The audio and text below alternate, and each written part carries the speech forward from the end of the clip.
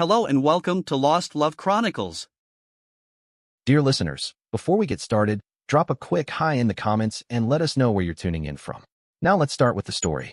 My name is Marco, and until a month ago, my life was a perfect canvas. At 33 years old, I had carved out a solid career as a civil engineer, climbing the ladder in one of the most prestigious companies in the capital.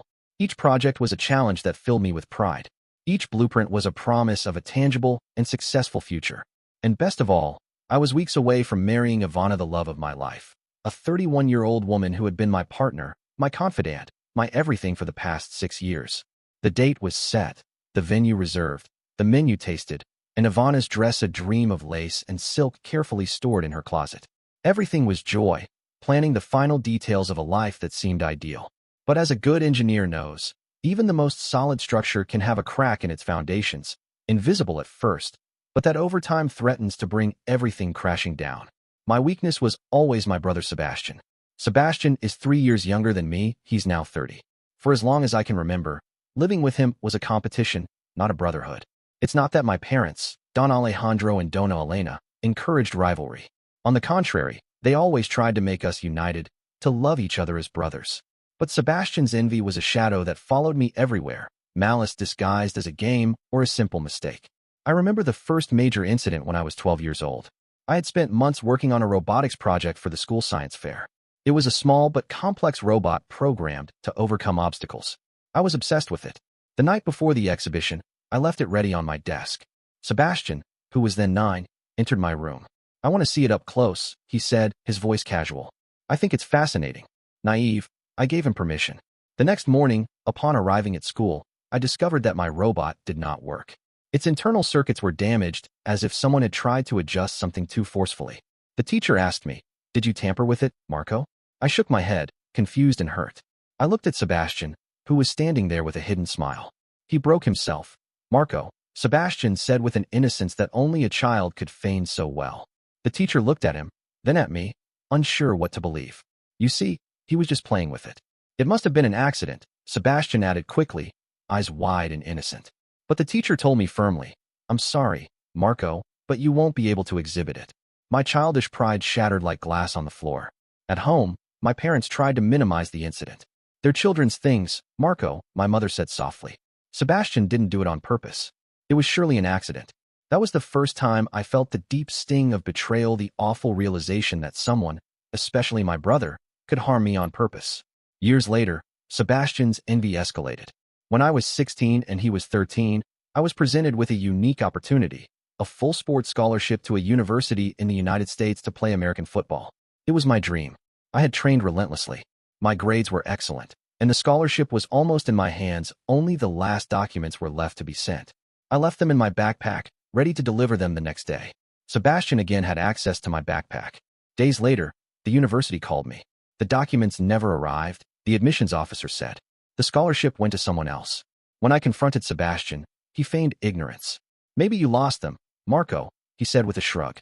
"You're absent-minded." My parents, frustrated but unable to prove anything, said it was just bad luck again. But I knew, with cold certainty, it was not bad luck. It was Sebastian. Desperate because of our constant rivalry, my parents took us to family therapy. They tried again and again, but Sebastian always refused to participate.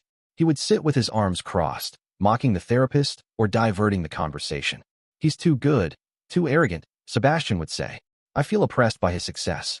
My parents, blind to his manipulation, saw him as a misunderstood, sensitive child. Their hope for a united family blinded them, preventing them from seeing the true root of the problem. It was exhausting and frustrating. I felt alone in my fight against an invisible force that only I seemed to recognize. Time passed, and despite Sebastian, I moved forward. At 23 years old, recently graduated in engineering with honors, life smiled at me. I received a job offer that was a dream come true, a junior engineer position at Constructor Global, one of the most influential mega construction companies internationally. The salary was exceptional, the benefits enviable, and the promise of leading innovative and ambitious projects filled me with indescribable emotion. I felt that all my years of effort, all those sleepless nights studying, had finally paid off. To celebrate, my parents organized a family dinner. The table was full of aunts, uncles, and cousins, all congratulating me. But Sebastian's gaze, sitting across from me, was like a dagger piercing through the joy. At that time, he was on his third attempt at a university career, accumulating debts and directionless. He had jumped from graphic design to administration and was now trying something related to digital marketing, but without showing any real interest in anything. In the middle of my thank you toast, Sebastian suddenly slammed his fist on the table. Enough, he shouted, his eyes bloodshot. It's always Marco, the perfect engineer, the favorite son. Can there not be a single moment in this family where he is not applauded? He stood up, his face red with fury. You're a sellout, Marco. You've crawled to get there, stealing opportunities that others deserve. You always trample on others to climb. Murmurs filled the room. My parents tried to calm him, embarrassed. Sebastian, please, my mother pleaded. But he was beside himself. No, I am sick of your hypocrisy. He's not as good as he seems. He stormed out of the room, slamming the door so hard it shook the house. But before disappearing, he shot me a look full of pure hatred. You will not get away with this, Marco. I swear I will bring you down from that pedestal. The threat echoed in my head, but I dismissed it as another of his tantrums. How wrong I was. Days later, a week before my start date at Constructor Global, my world collapsed. I received a call from Human Resources. In a cold, formal voice, they informed me that my job offer had been rescinded. The reason, they said, is that we have received highly compromising materials that cast doubt on your integrity and suitability for the position. My heart stopped. They summoned me for a meeting. There, my lawyer, Lorenzo Reyes, a family friend whom I had already contacted as a precaution after Sebastian's threats, accompanied me. What they showed me left me breathless. Forged emails supposedly sent by me, full of racist, misogynistic, and demeaning comments about future colleagues and the company. Text messages implicating me in bribery and fraud during my university internships. And most disturbingly, manipulated voice recordings created with a rudimentary but effective AI that sounded exactly like me, where I supposedly boasted about plagiarizing projects and deceiving my professors. They were my most important projects, the ones that had gotten me the job. The evidence was overwhelming, the accusations devastating. My dream had vanished in an instant. I didn't need more than a second to connect the dots. Only Sebastian had intimate knowledge of my life, my projects, my university contacts, even the inflections of my voice to fabricate something like that. With a shattered soul, I confronted him in secret. I had set my phone to record, a precaution born from years of his subtle sabotages. I found him alone at home, slouched on the couch, eyes fixed on his phone. I walked in slowly and held out the rescission letter. What did you do, Sebastian? I asked him, my voice trembling. He glanced at the letter, then at me, with that same cynical smile that had irritated me since childhood. I don't know what you're talking about, little brother, he said, voice oozing false innocence. Maybe they finally discovered your tricks. I swallowed hard, my pulse thudding in my ears. Cut the act, I said coldly. I have the transcripts, the recordings, the emails, the details, only you could have known them. His smirk faded. Slowly, like a mask slipping off, his face twisted into something darker, a grimace of resentment, and beneath it, a flicker of satisfaction. Yes, he said, it was me. So what? You deserved it. I froze. You were always the golden boy, the untouchable, the perfect one. His voice began to rise, shaking with emotion. It was time for you to feel what it's like to fail. The hell I live every day, watching you succeed. I couldn't believe what I was hearing. My brother, my own blood. You can't have it all, Marco, he spat. Someone had to teach you a lesson. His words chilled me to the bone. This wasn't just envy. It wasn't even rivalry. It was pure, deliberate destruction. You're dead to me, Sebastian, I said, my voice barely audible. I don't want to see you ever again. He didn't reply, just stared at me, unflinching. I turned around and walked out of the family home. My parents tried to stop me, confused, begging for explanations, clinging to the hope that this was just another misunderstanding. But not this time. I left them there, stunned and powerless, like always. I took refuge at Leon's house, my best friend since high school. He didn't ask questions. He just gave me space. And I needed it, because it felt like my world had completely fallen apart. The years that followed that catastrophe were a personal hell. I had to start from scratch. With my name tarnished in the construction industry, I was untouchable to any serious firm. My resume, once pristine, was now a liability. I had to accept a low-level job at a local construction company. Far from the spotlight. Far from the ambition I once had. It was a slow and painful process. Every day felt like a battle to clear my reputation, to prove my worth, to rebuild the trust of those who now looked at me with quiet suspicion. It wasn't easy. There were moments when despair settled in so deeply I thought of walking away from everything I had once dreamed of. But I couldn't. Something inside me, maybe my pride or maybe my stubbornness, wouldn't allow me to quit. I had to prove that I wouldn't be broken. Little by little, With each small success, every project delivered on time, every task completed with precision and care, I began to climb again. My talent and work ethic began to speak louder than the rumors. Over time, I exceeded expectations, regained my footing, and, eventually, became a benchmark in the sector once more. During those years, I cut off all contact with Sebastian. It was not a decision made in anger or haste, it was survival. A red line, unbreakable. My parents, though saddened by the divide, eventually respected my choice. They stopped bringing him up. When I visited them, his name was a ghost that never passed anyone's lips. A necessary silence. Then, 6 years ago, just as my life was beginning to stabilize, Ivana appeared. She was like a ray of sunshine after years of storm. Radiant, optimistic, full of life. Her smile could lift an entire room, and her laugh was impossible not to join in with. From our very first date, I felt something I hadn't felt in years, peace. On our third date, sitting across from her at a quiet little bistro lit with soft candles, I decided it was time to tell her everything.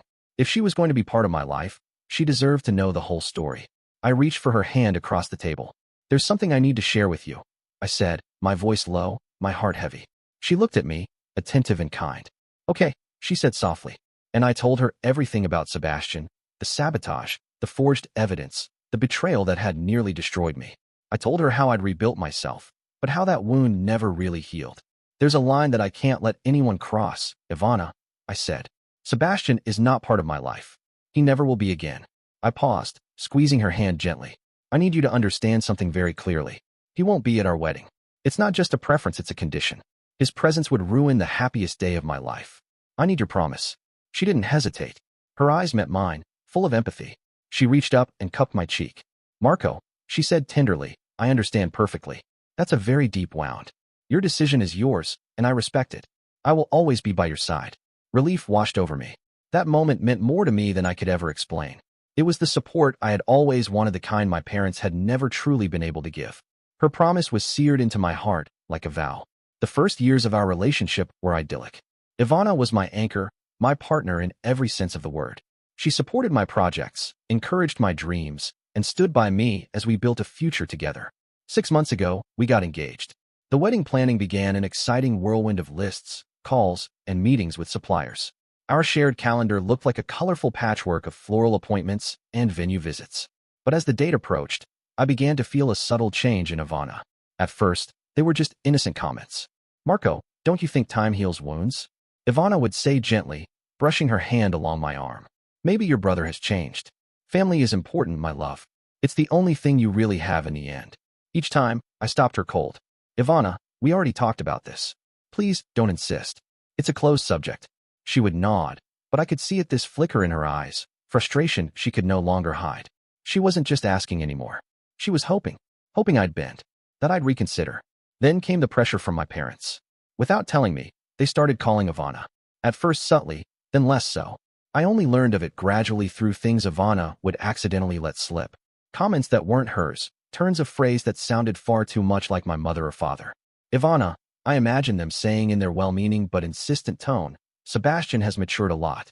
He is very sorry for what happened. Marco is so proud, so stubborn. You are the only one who can make him see reason. The family must unite." And Ivana, with her boundless idealism that family is everything philosophy, began to fall into their trap. She didn't know Sebastian, not the real him. She didn't understand what he was capable of, or how deeply he had wounded me. She only saw a fractured family and believed love could mend it. Then I began to notice things. Strange calls on her phone. Conversations that stopped the moment I walked into the room. She'd smile, put the phone down quickly, as if nothing had happened. When I asked who it was, she'd say just a vendor, or my cousin, always with that too light tone that made something tighten in my chest. Trust, that foundational pillar, began to show its first cracks. I tried to rationalize it. It must be the wedding stress, I told myself. She's tired. I'm tired. We're both overwhelmed. But some small voice deep inside me kept whispering, something is wrong. And then, last week, it all came to a head. We were sitting in the living room, the guest list spread across the coffee table like a battlefield. Names, numbers, scribbled notes, color-coded tabs. I had just come home from a long, exhausting day at the office, and the last thing I wanted was to revisit a wound I thought hoped was long closed. Ivana was sitting cross-legged on the couch, her laptop open, her phone in hand. "Marco," she said suddenly, her voice soft. "Sweet. Too sweet. Look at this." She turned her phone toward me. On the screen was a photo of Sebastian. His smile looked forced, too neat, like a mask. He was sitting at what seemed to be a work meeting, wearing a blazer, his hair neatly styled. "Look, honey," she said. "He's changed. He looks more mature, more settled. He's no longer that same, problematic child." I felt a shiver crawl up my spine. "Where did you get that photo, Ivana?" I asked quietly, my voice already tensing. "And what does it have to do with this?" She lowered her phone and met my eyes directly. Her voice had changed, no longer sweet, but firm, resolute. "I invited him," she said. "He's already on the guest list." The words fell like blocks of ice, shattering across the room. I stared at her, my mouth suddenly dry, my heart pounding. "What did you say?" I could barely articulate. My throat was closing, each word scraping against something raw inside me. I what? Ivana didn't flinch. She looked at me with the same calm determination she used when solving a logistical problem, as if this was just another detail to arrange. "I invited him to the wedding," she said, her voice low but steady. "I already talked to him. He's looking forward to coming. And if he doesn't come, I'm not going." Silence. My ears were ringing. My heart thundered in my chest like a war drum. "He is your brother, Marco," she continued, as though explaining something to a stubborn child. "You should be grateful that I care about your well-being and that of your family." I stared at her in disbelief, the edges of my vision narrowing. "I told you from day one, Ivana." My voice cracked, thick with emotion. "He is not welcome at my wedding. My sanctuary." The words cut into the air between us, each syllable trembling but sharp. "How could you do this? How could you betray me like this?" She stood abruptly. Her face hardened, frustration mingled with something else, a defiance I had never seen in her before. "I'm doing it for you, Marco," she said, almost pleading, "so that you can free yourself from that resentment. You can't live clinging to the past. Family is the only thing you have in the end. My parents asked me to, Marco. They believe it's the best for you, that this wound needs to heal." I felt the ground shift beneath me. "And my parents don't understand. They never understood what Sebastian did to me." I took a step forward. My voice dropped, but it burned. "And you, Ivana, you're not on my side." A deep ache welled in my chest, twisting into fury. "This is an unacceptable betrayal. Don't be so dramatic," she snapped, arms crossed tightly. "You're being selfish." I blinked. "You are punishing him for something that happened almost a decade ago," she continued, her tone rising. "Stop being a capricious child. You can't forgive your own blood. Sometimes you have to give in for the good of the family." "A capricious child?" I echoed, my voice sharpening into steel. I stood up, the chair screeching behind me. "Give in," I repeated, louder now. My voice no longer trembled, it resonated with an icy fury I could no longer suppress. "Do you know what it is like for your own brother to steal your life stream? For your name to be dragged through the mud by the envy of someone who is supposed to love you?" I saw the flicker in her eyes, the hesitation, the crack in her moral armor, but she said nothing. "That was not a youthful mistake, Ivana," I said, each word deliberate.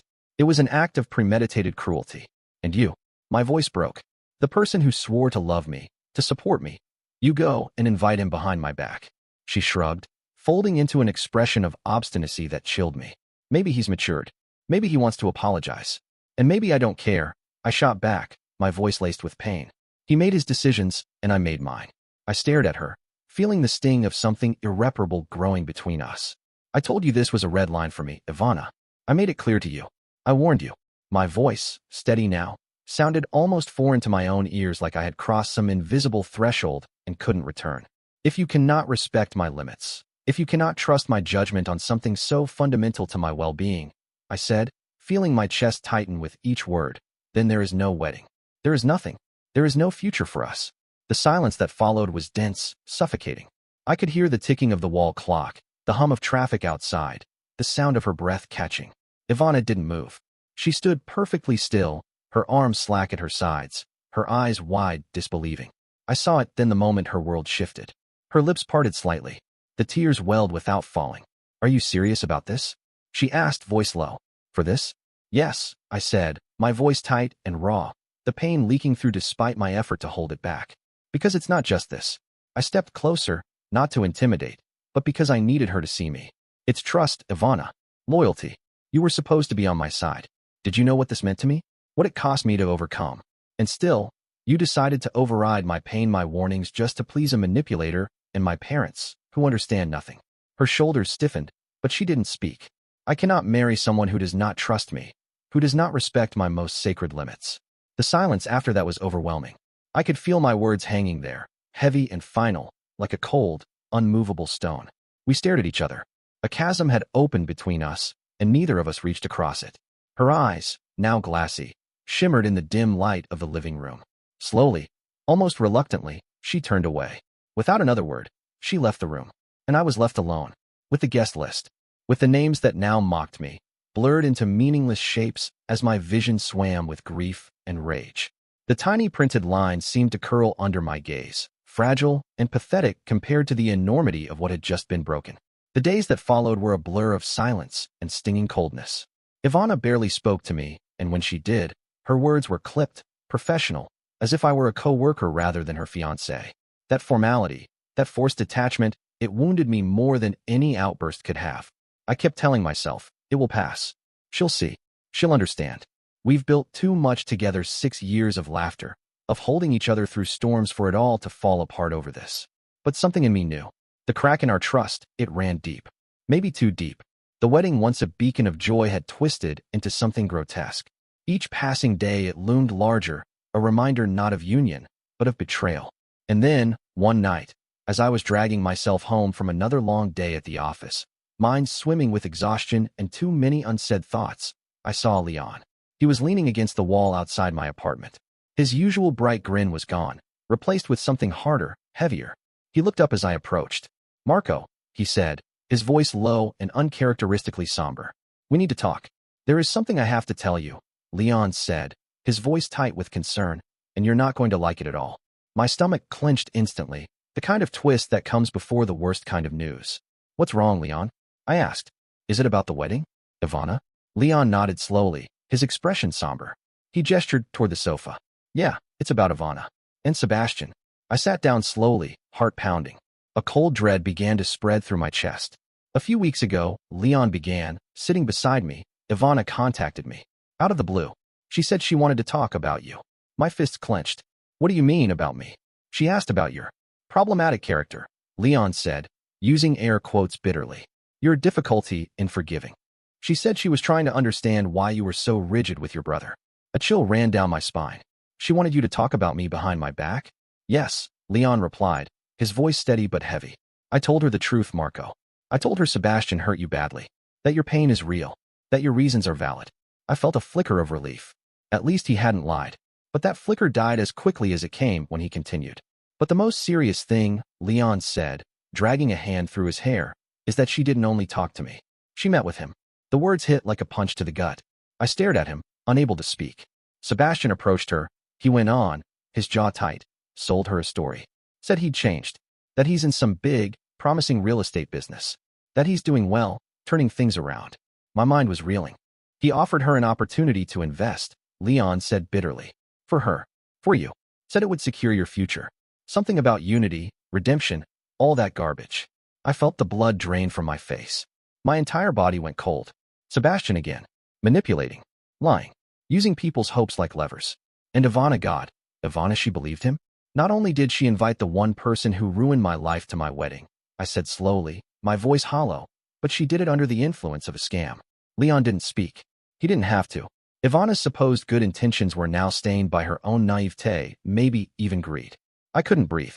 My disappointment congealed into a slow, bitter rage. Later that evening, when I heard the keys turn in the door, I was already standing, waiting. Ivana walked in with hesitant steps, her face pale. She looked at me, and I could see it. She knew. Leon had told me, and now she was here, waiting to be confronted. I didn't hesitate. "So," I said, voice sharp, "not only did you invite Sebastian, but you met with him behind my back." Her lips parted. I saw the tears begin to pool in her eyes, but I kept going. "And worse," I added, each word landing like stone, "you let him deceive you. With one of his shady deals. The same man who destroyed my life." "Marco, please," she said, breaking down, tears now freely falling. "Let me explain." I folded my arms, jaw clenched. "He sought me out," she said, voice trembling. "He told me he wanted to fix things. That he'd changed." I scoffed but said nothing. "He offered me a golden opportunity," she continued through sobs, "to invest in his project. He made it sound real, like something that could secure our future." I looked away, biting back the storm of emotions threatening to explode. "He convinced me," she went on, her voice breaking, "that inviting him to the wedding was proof that you had overcome your problems. And that I would prove my worth as your future wife.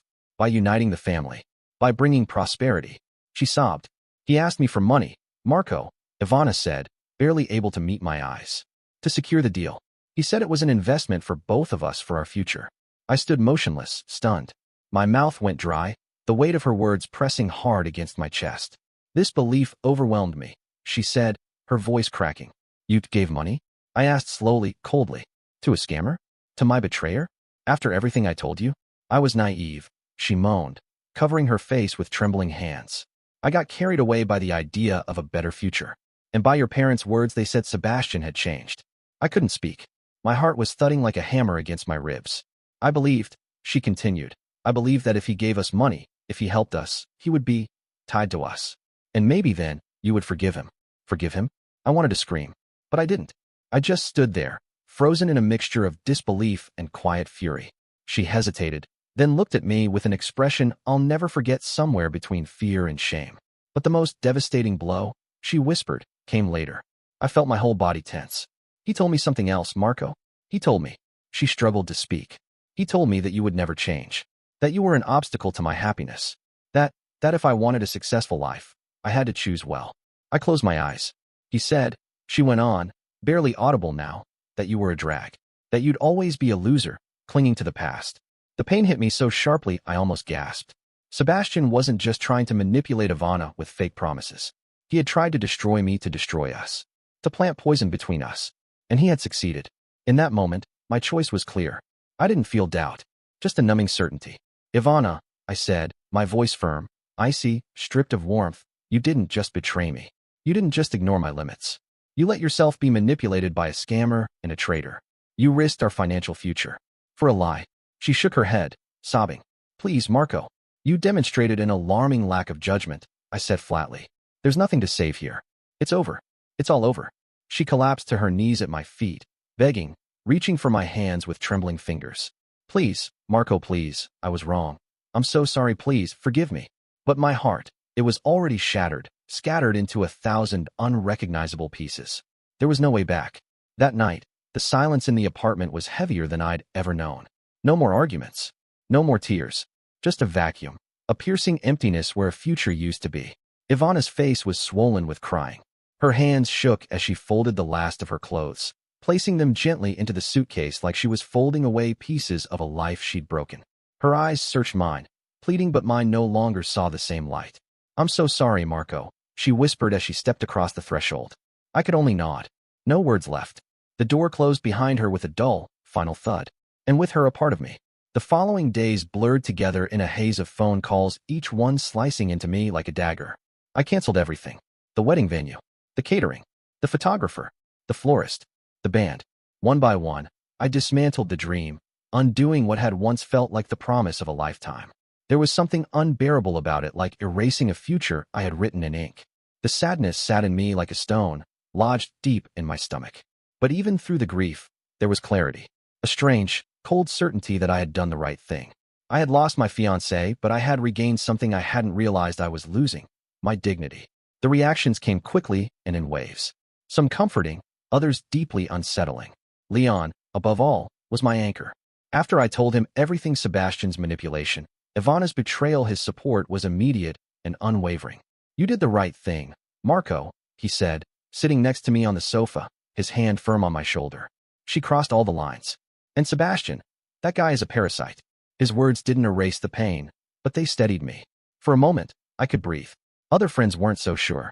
Some didn't fully grasp the depth of the betrayal. They offered their shoulder, their silence, but I could see the confusion in their eyes. Their discomfort. A few well-meaning but misplaced suggestions to maybe talk it out with Ivana. But Ivana's family? Their reactions were brutal. Her mother called me, her voice shaking with rage. You heartless monster. She screamed through the line. How could you destroy her like this? Over old grudges? You've ruined her life. I didn't respond. There was nothing I could say that she'd be willing to hear. Then came the message from her brother Raphael, not my partner, but Ivana's brother. Someone I had once called a friend. His text was long, venomous. You're a coward, Marco. Selfish. Cold. You made the biggest mistake of your life leaving Ivana. You'll regret this for the rest of your days. I stared at his words, numb. They didn't know. They didn't see. They didn't understand Sebastian's lies, his malice, or Ivana's blind naivety. Their loyalty to her made them willfully blind to everything else. And then there were my own parents, Don Alejandro and Dona Elena. Their calls were constant. Voicemails piled up. "Marco, please," my mother's voice pleaded. They came by the apartment. I opened the door to see their faces tired, lined with worry and frustration. "Marco, please reconsider," my father said, stepping inside without waiting for an invitation. "She is your fiancée. And Sebastian, he's your brother. Family comes first, son," my mother added, clutching her hands to her chest. "You have to forgive."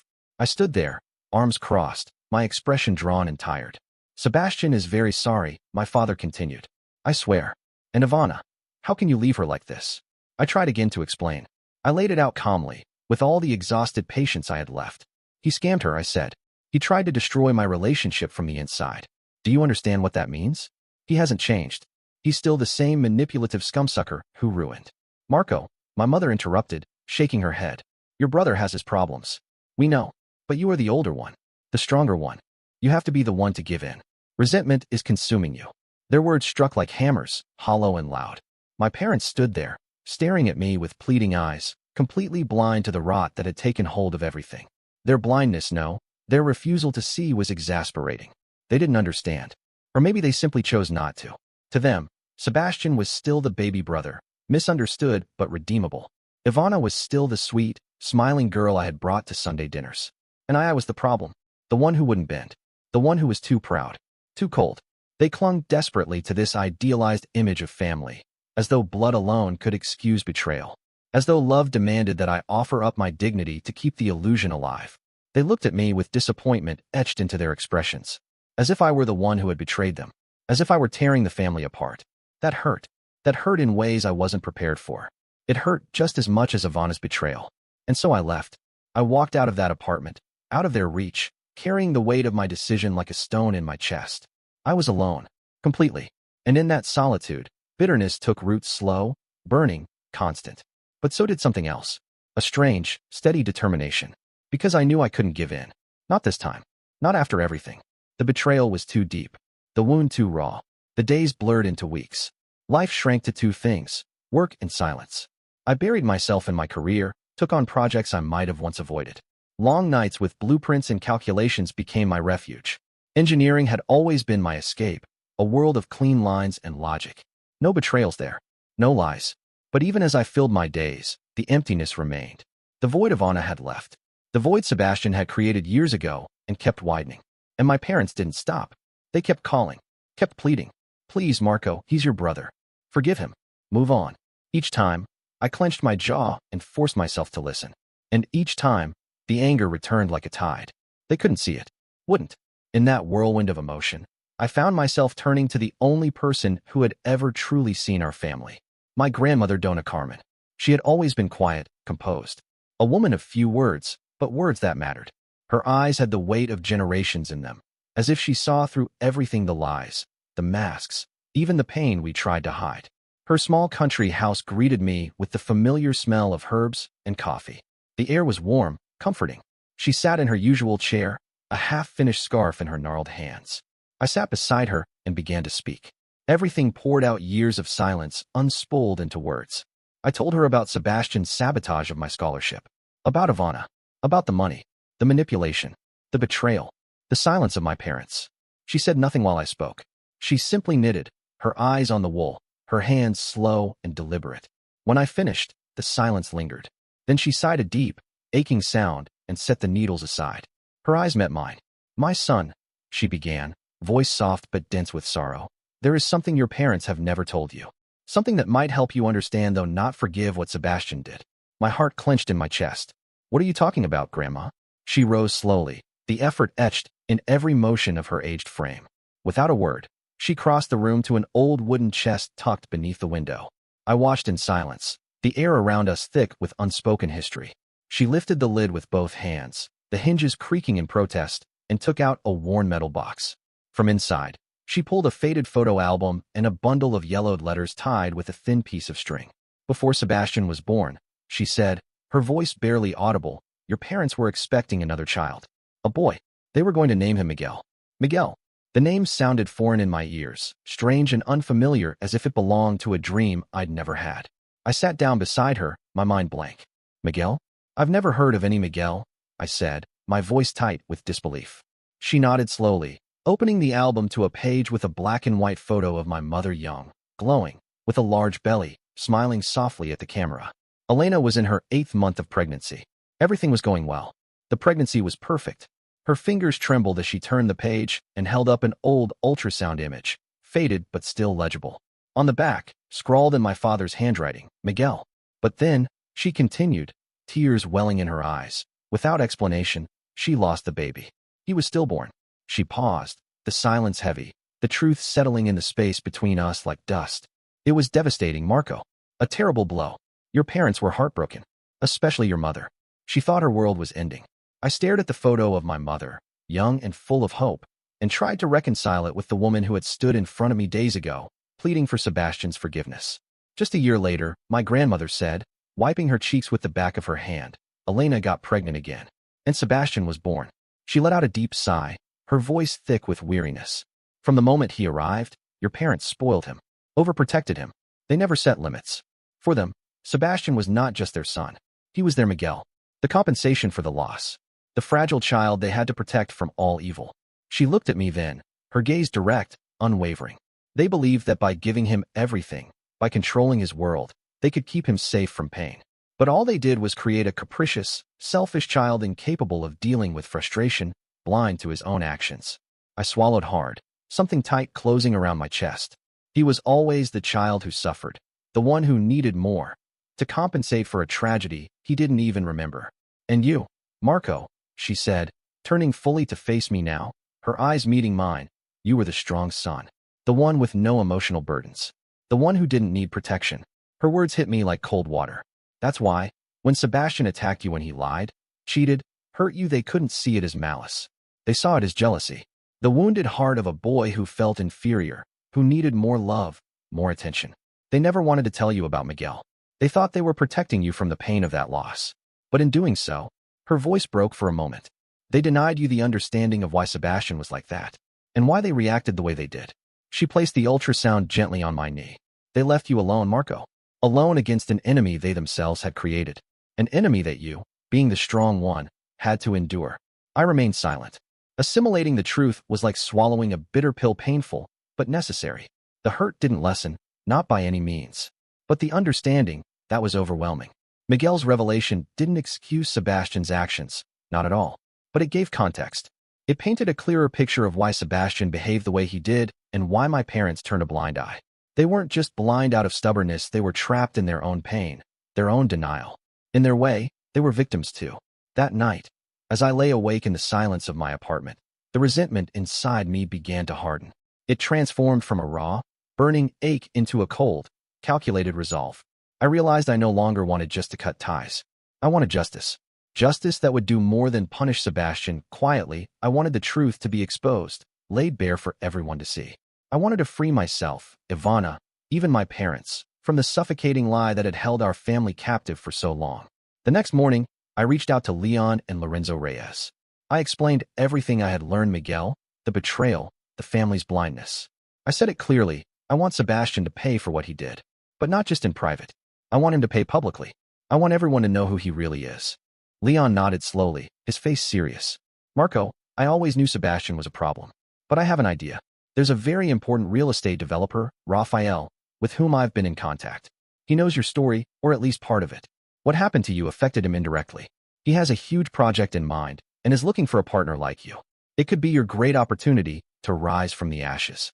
That same week, I met with Raphael.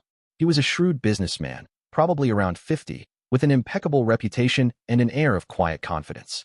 He already knew about my talent and my misfortune. Marco, he said, looking me straight in the eyes, I know what happened to you. It's not fair. I'm about to launch a massive real estate project, the Master Project, an urban development that will change the city. I need an engineer of your caliber, someone with vision, with ethics. I offer you a partnership as a main partner. This will not only give you back what you lost, but catapult you to the top. And if you want, we'll give you the platform for your truth to be heard. His words struck a chord deep inside me. This was more than just a job offer, it was a second chance. A path toward justice. My phoenix rising from the ashes. I accepted without hesitation. The next 18 months were a whirlwind. I threw myself into the master project with everything I had. Days and nights blurred together, plans to draft, meetings to attend, supervision to oversee. The work was exhausting, relentless. But every brick laid, every structure erected, was a reaffirmation of my strength and resilience. Raphael turned out to be a formidable partner, brilliant, strategic, and wise enough to give me the freedom to innovate and the platform to truly shine. The master project exceeded every expectation.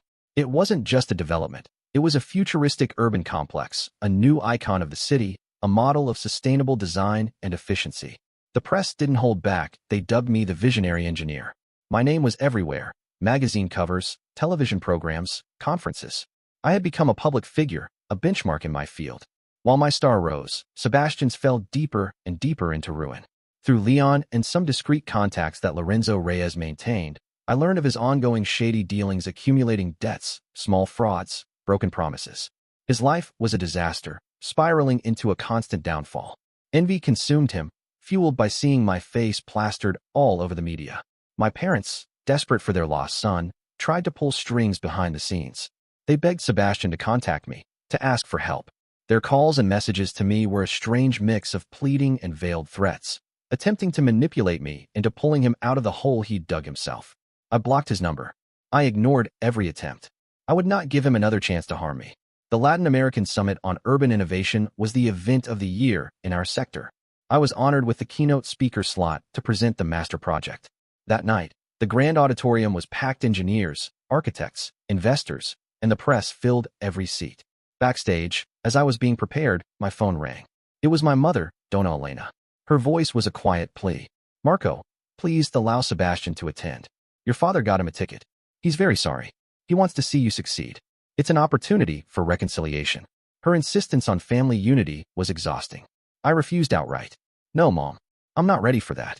Still, beneath the refusal, a sharp pang of concern stabbed me. I knew what my parents were capable of under Sebastian's influence. Then, I stepped onto the stage. The bright glare of the spotlights dazzled me for a moment. Taking a deep breath, I seized the microphone and began my speech, focusing on the triumph of the master project. But then, as my eyes scanned the crowd, they landed on the front row. There was Sebastian. His smile was forced, his posture full of false superiority, as if he planned to steal my moment. Beside him, my parents wore anxious, hopeful expressions. And, to my surprise, Ivana sat a little further back.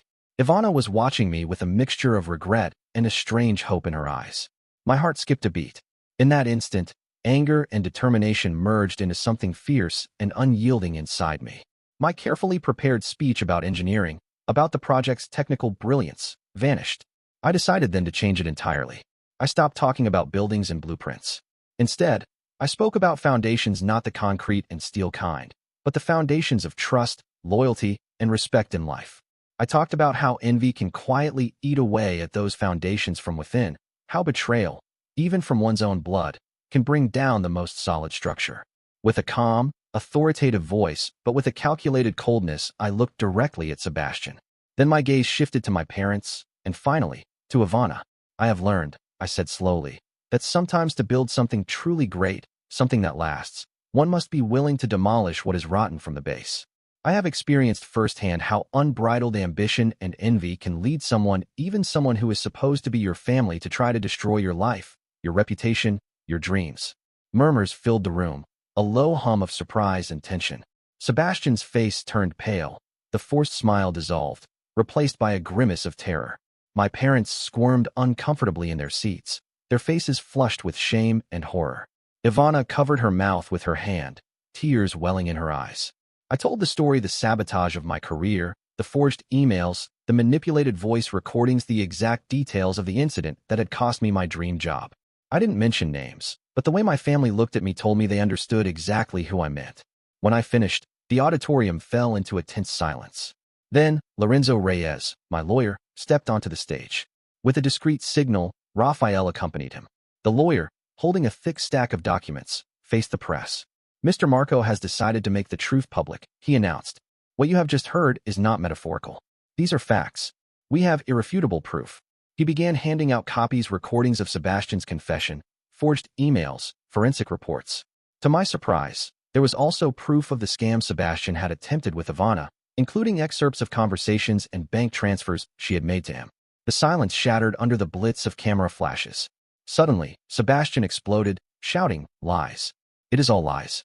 You are making all this up, Marco. You are defaming me in public." Sebastian suddenly jumped up, his face contorted with fury. He tried to lunge at me, but Leon and the event security were quick, almost instinctive in their reaction. They intercepted him before he could get close, struggling to remove him from the auditorium amid a swell of chaos. I stayed unperturbed on the stage, my voice steady and resonant, filled with authority and coldness as I addressed the press. "What you have just witnessed," I said, "is a small sample of what I have lived through. This is not defamation. It is the raw truth, and the evidence is here for all to see." The next morning, the scandal exploded across every platform imaginable. The story of Marco, the visionary engineer betrayed by his own brother, exposed so publicly at the summit, went viral. Newspaper headlines screamed the family drama. Television news segments dissected every detail, and social media buzzed relentlessly. Sebastian's reputation was utterly destroyed, his name now synonymous with envy and toxicity. Public justice was brutal and swift. My parents, Don Alejandro and Dona Elena, were dragged mercilessly into the eye of the storm. Shame consumed them. They had to face relentless questions from the press, from friends, and from society itself, which now pointed accusing fingers for their blindness and permissiveness with Sebastian. Every attempt they made to defend him only dug the hole deeper. In between tears, they were forced to admit the truth of Sebastian's actions. Amid the media frenzy, my grandmother Carmen, my wise, steady confidant, chose to speak out. She gave an exclusive interview to a national newspaper. With a calm and serene voice, she shared the story of Miguel, the lost brother, and how that tragedy had marked my parents and shaped Sebastian's personality. She explained how pain and guilt had blinded my parents, leading them to pamper Sebastian excessively, never setting limits for him. In doing so, they had indirectly created the monster of envy he had become. Her testimony added a layer of depth and tragedy to the story, generating compassion for my parents, but also a clearer understanding of the complex family dynamics that had harmed me. People were divided. Some lamented the tragedy, others condemned the parental blindness. Sebastian, for his part, vanished. The accusations of fraud and scam, the proof of manipulation involving Ivana, completely sank him. His business crumbled. His few remaining friends abandoned him. Authorities launched investigations. His future was bleak, filled with looming charges and a ruined reputation. He was no longer a problem for me. He was an outcast. A few weeks after the summit, I met with my parents. The atmosphere in the room was thick, heavy with unsaid truths and remorse. Their faces looked gaunt, their eyes red and swollen from sleepless nights and tears. My mother broke the silence first. "Marco," she said, "we are sorry. So sorry for Miguel. For Sebastian. For not having believed you. We were blind, son. Our pain blinded us." My father nodded, tears streaming down his cheeks. "We failed you, Marco. We failed you terribly." I suddenly felt sorry for them. Their pain was real, and their shame was clear. But we were so far apart now, like a deep gap that no apology could fix. The trust and bond we had were broken too badly. I could forgive their hurt, but I couldn't forget how much their mistakes had cost me. Our family relationship, though no longer toxic, was marked now by a deep sadness and an insurmountable distance. Not long after, Ivana sought me out. She had been through her own hell. The public shame and the revelation of Sebastian's manipulation had hit her hard. Her face, once so full of light, now bore the marks of suffering. "Marco," she said, her eyes filled with tears, "I do not expect your forgiveness, but I need you to know how sorry I am. I was naive, a fool. I let myself be manipulated by my own idealism and by Sebastian's lies. I risked your trust, your future. I do not deserve you." She showed me that she had invested in a new business, this time real and legal, to try to repair the mistake she had made. I did not ask for explanations. I simply listened in silence. I saw her repentance, her pain. I loved her, yes, or at least the memory of what we were. But the scar of betrayal, and above all the alarm at her lack of judgment, had broken something irreparably between us. I looked at her, my voice soft but firm. "Ivana, I forgive you. I forgive you for your naivety, for your good intentions, even for your mistakes. But the trust we had as a couple, the promise of a future together, that is broken. There are wounds that, once made, leave scars so deep that the tissue never returns to being the same. I'm sorry. We cannot rebuild what we had." Her tears fell freely as she nodded, accepting my decision with a resigned sadness. There were no shouts, no recriminations, only the painful acceptance of an end. Over time, the media whirlwind calmed down.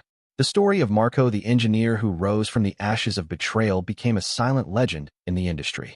People looked at me with respect, with admiration, and sometimes with a hint of pity. But for me, the most important thing was the peace I had finally found. A peace forged in the fire of adversity, in the painful demolition of what I once thought was my life, in order to build something truly solid. Sebastian sank into anonymity. The fraud investigations against him dragged on, his life becoming a bleak reflection of his own actions. Lonely, full of resentment and decay, there was no miraculous change for him, no redemption, only the cold consequences of a life consumed by envy and malice. He became nothing more than a shadow of what he could have been, a grim reminder of how bitterness can destroy a soul. My parents, Don Alejandro and Dona Elena, carried the weight of their shame and remorse like a heavy chain. Our relationship remained distant, marked by the guilt they bore and the sorrow for the fractured family they had failed to protect. Their calls became less frequent, our conversations superficial and careful. They had learned a very hard lesson, but the cost was the closeness they once had with their son. Ivana, for her part, went her own way. Through Leon, I heard that her new business was thriving. She had learned from her mistakes. She had matured. I was happy for her, sincerely happy, but our chapter was closed. She had found her own path, and I had found mine. My life, though different from what I had once imagined, was full. My engineering projects flourished, and my name became synonymous with innovation and trust. Leon, my faithful friend, remained my anchor and confidant. And my grandmother Carmen, with her wisdom and unconditional love, was the beacon that guided me through every storm. She had taught me that true family is not just about blood, but about loyalty, respect, and unconditional support. One day, I found myself alone on the terrace of the skyscraper we had built with the master project. The wind brushed gently against my face as I looked out over the vast city sprawling beneath me, a monument to resilience. I had demolished what was rotten, and on those ashes, I had built something bigger, something stronger. I reflected on the cost of truth, the pain of exposure, the loss of relationships that were once so important. Was all the suffering worth it to reach this freedom? This peace, was it truly peace? The answer wasn't simple. Some scars run so deep they become a permanent mark, a reminder of the path I took, the battles I fought, and the losses I endured. I realized my story wasn't just about betrayal or triumph. It was a testament to the complicated power of family love. Love that can lift you up, but also one that can blind you, hurt you, and almost destroy you from within.